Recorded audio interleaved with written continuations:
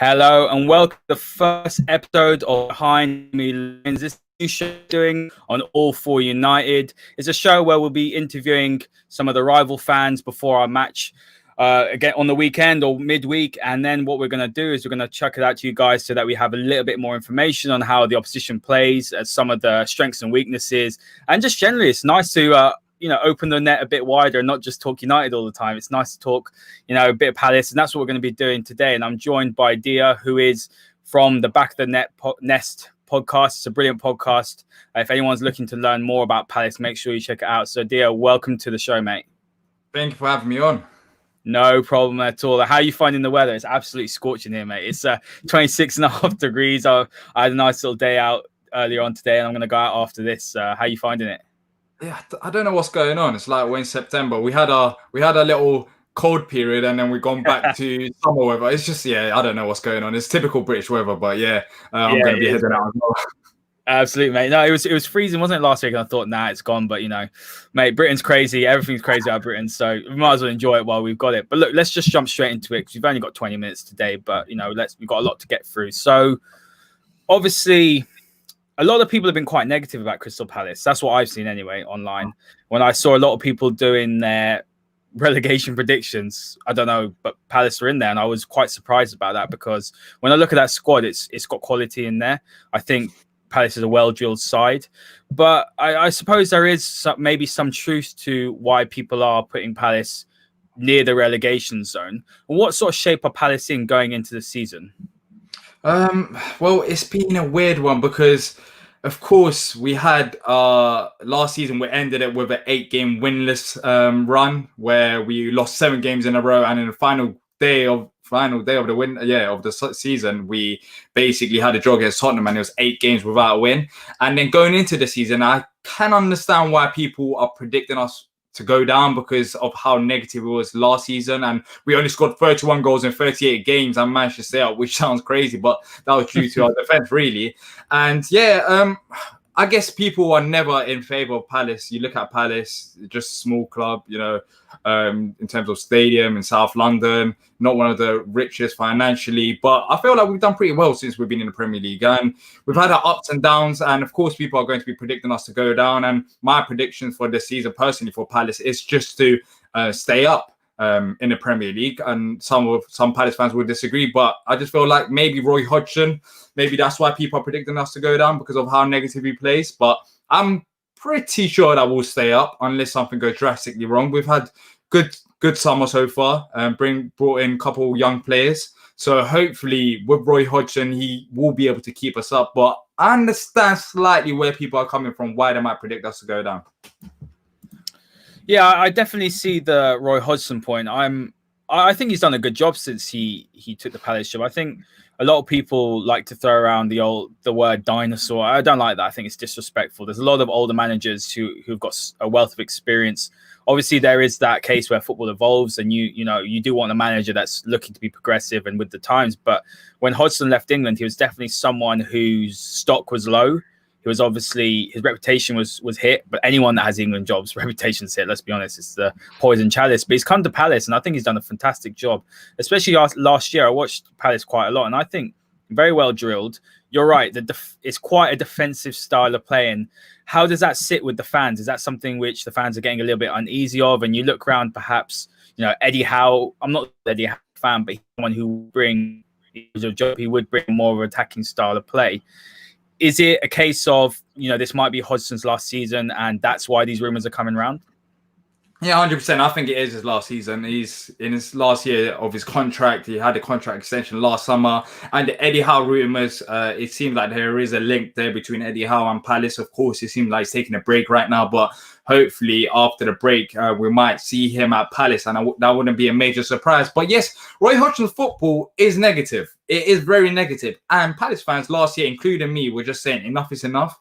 Because yes, results do matter, but we wasn't even getting the results towards the restart. If we didn't have a good start or midway through to the season where we were so good defensively, then we would have got relegated. 7 losses in a row in the Premier League. Yeah, that just sounds awful.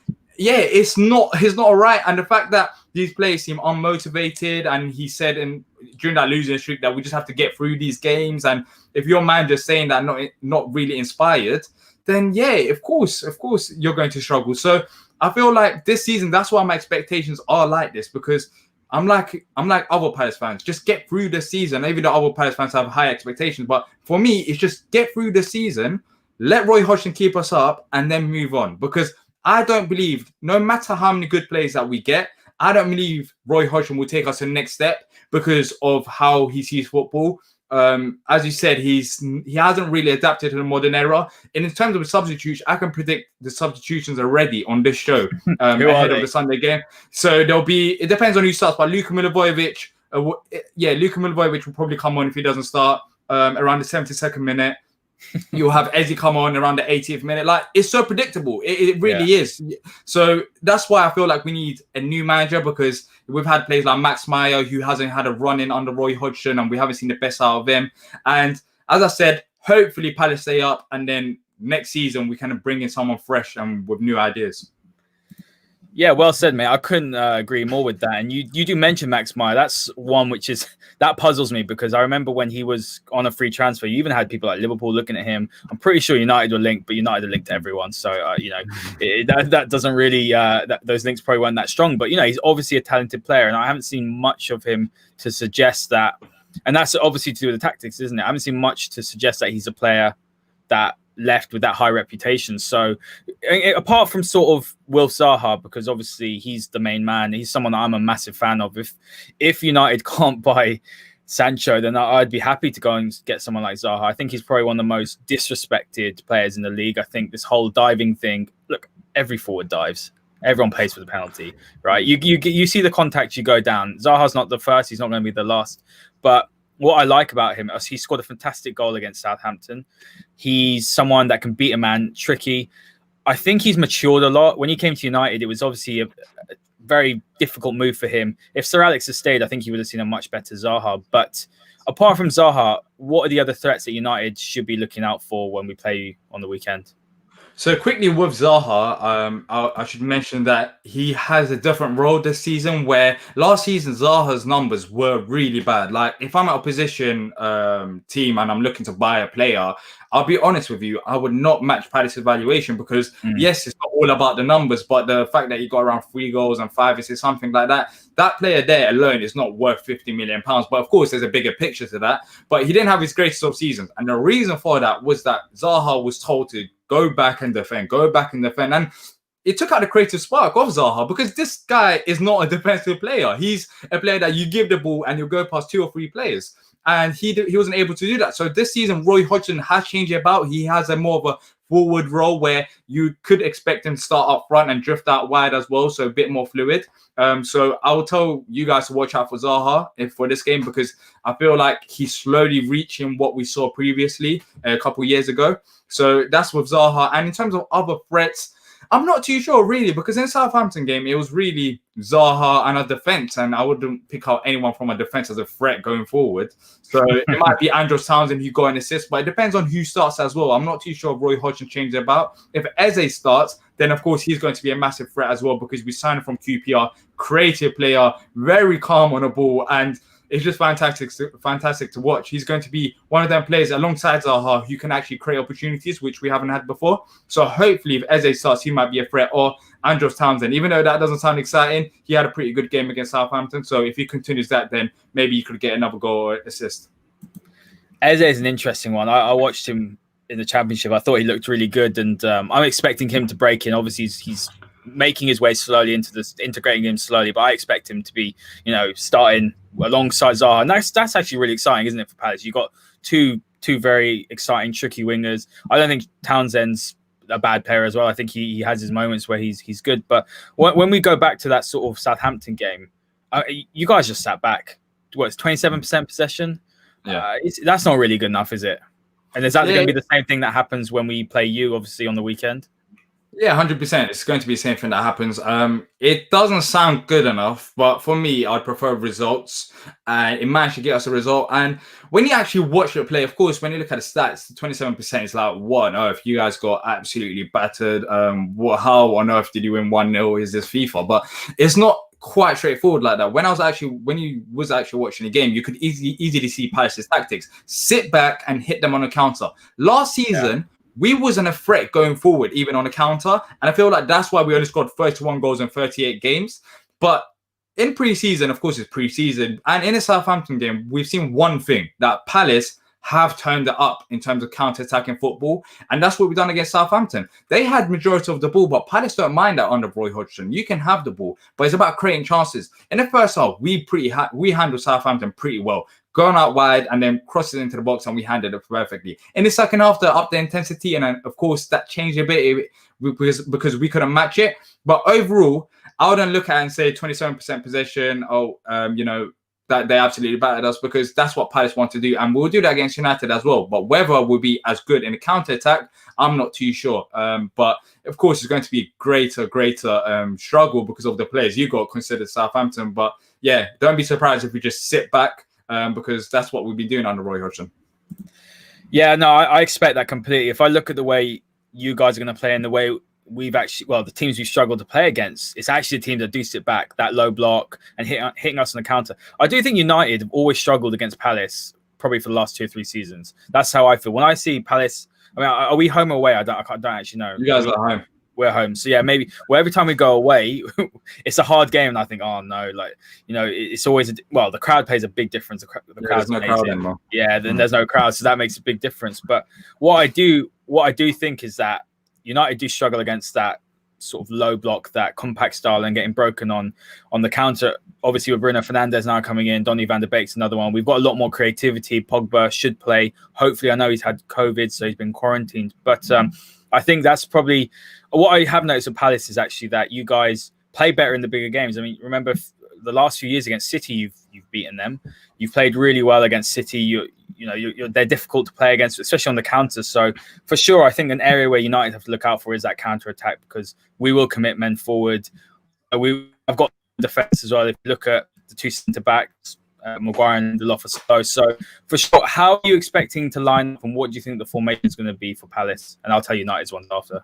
Yeah, I think the formation is going to be pretty dull. Well, for you guys anyways, 4-4-2. And we're going to see Vicente Guaita goal and Joe Ward at right back. And in centre half, that's where we've had a bit of trouble, because Gary Cahill is not fit. James Tompkins is not fit. Mamadou Saka was on the bench in the Carabao Cup game against Bournemouth, but I don't expect him to start. It's going to be Scott Dan and Cheiko Kiata, which they haven't really played together. But in the Southampton game, they were brilliant. So hopefully they keep that up. I think that's our biggest advantage going into this game if we're that good defensively. And then at left back is going to be youngster Tyreek Mitchell, who's come up from the academy, and Patrick Van Aanholt's injured, so he's going to be playing ahead of him, who also had a brilliant game against Southampton in terms of stats. And then on the left-hand side, if Roy Hodgson doesn't change it about, which I don't think he will, it'll be Jeffrey Schlupp that starts in left midfield, and in central midfield, James McCarthy, one of the most exciting midfielders in the Premier League, starting together. and then on the right-hand side, it'll be Andros Townsend.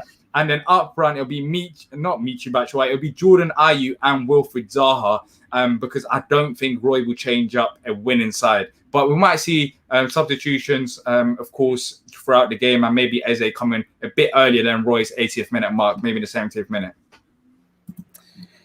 I want to ask you, let me United.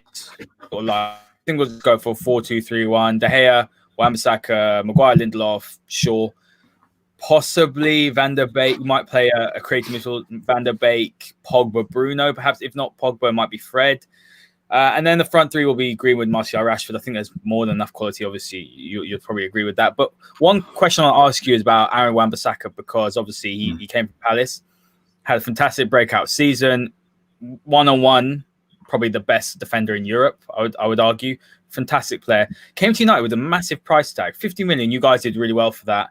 And I think looking at it, in my opinion, maybe people are going to probably criticize what I'm going to say because he's not as good offensively. But what he is good at is obviously defensively. I think it's money well spent. He can really develop that forward aspect of his game, the attacking aspect of his game. But how good can Wan-Bissaka be? Because obviously you've seen him come through the ranks. And can he be a top right back? And can he improve that attacking output? Look, let's get one thing straight with Aaron Wan-Bissaka. When Aaron Wan-Bissaka got into the Palace side, I remember that day it was against Tottenham, and no one really heard of this guy. He wasn't one of them people where you were talked about, hyped about, saying he's the next, Wilfried Zaha, the next big player, because we've had Victor Moses, Zaha, and likes of come from our academy. But Aaron Wan-Bissaka was not hyped. Aaron Wan-Bissaka was going to go out on loan to, I think, a League One or Championship side if we didn't have injuries. We had Fosu Mensah injured. We had Joel Ward out injured. We literally had 0 right backs. So he came into the side, and since then he's been brilliant. And of course, one thing with Aaron Wan-Bissaka is his offensive play. I think once he improves that, his defensive work, you can't get really any better than that, because this guy does not miss a challenge. But it's just his defensive work. And I feel like Palace got a good deal out of him, because he's, of course, got that potential. But £50 million, if you're a club like Palace, which we've reinvested that money in this window, it's big. But with Aaron Wan-Bissaka, as I said, get that crosses bit better, which it seemed like, I don't know, of course, you guys watch him week in, week out, but I watched 1 or 2 games, and it seemed like he has slightly improved.